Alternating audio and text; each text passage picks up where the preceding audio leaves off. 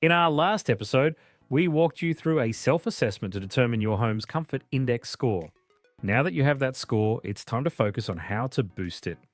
We'll cover specific upgrades and improvements you can make in your ceiling, walls, floors, and windows.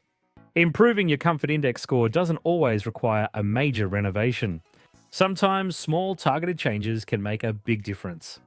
Let's start with the ceiling, which is often the easiest and most impactful area to upgrade. What are the best ways to improve ceiling insulation? First, if your ceiling insulation is below the recommended thickness, consider adding more.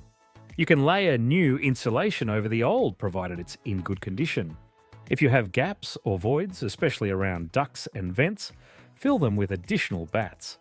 Adding a radiant barrier can also help reflect heat away from your home during Melbourne's hot summers, improving both comfort and energy efficiency. Now, let's talk about wall insulation, which can be more challenging but equally important. Wall insulation is crucial, especially in older homes that may not have any. If your walls lack insulation, consider retrofitting with blown-in insulation options. These options can be installed with minimal disruption to your home. For those looking for an alternative option, adding foam panels and rendering them, if you have a brick veneer home, will not only provide excellent insulation, but also transform the look of your home at the same time. Moving on to floors, particularly those homes on stumps, how can homeowners improve insulation here? If you have access to the underside of your floors, adding insulation is relatively simple. Polyester rolls or air cell insulation work well here. This upgrade is especially important if you notice cold floors in the winter. Additionally, sealing any gaps around the edges where drafts can enter will help maintain warmth. And finally, windows and doors, which are often the culprits of drafts and heat loss. What are some effective solutions? Upgrading to double or triple glazed windows is the best option for improving insulation.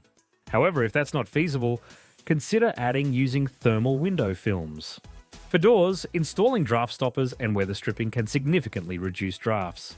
Even simple measures like adding heavy curtains or blinds can improve your no-gap comfort index score. These are all excellent ways to make your home more comfortable and energy efficient. But what about cost? Are there budget-friendly options for those who can't afford a major upgrade? Many improvements like sealing gaps with caulk, adding weather stripping, and even installing door draft stoppers are inexpensive but effective. You can also take a phased approach, starting with the most critical areas like the ceiling, and gradually upgrade other parts of your home as your budget allows. Remember, every small improvement adds up, bringing you closer to a more comfortable home. Thanks for joining us on Insulation Insights presented by No Gap Insulation.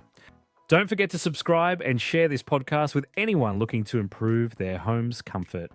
Stay tuned for more insights, and as always, stay comfortable.